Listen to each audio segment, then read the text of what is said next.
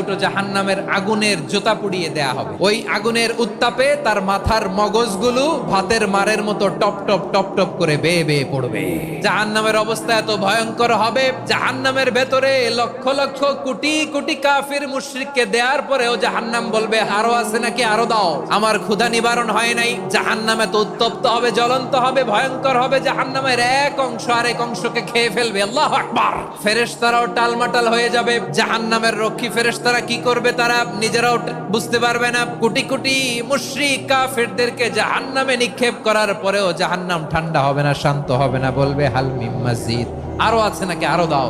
তখন আল্লাহ তাআলার কুদরতি পা জাহান্নামের ভেতরে ঢুকিয়ে দিবেন। দেওয়ার সাথে সাথে জাহান্নাম থেকে আওয়াজ আসবে, কত কত বিইজ্জাতিকা ওয়া বিকদরিক, আল্লাহ বিইজ্জাতিকা ওয়া বিকারামিক, আল্লাহ আপনার ইজ্জতের কসম, যথেষ্ট হয়েছে, এনাফ এনাফ। সুবহানাল্লাহ পড়তে পারলেন না মজা করে?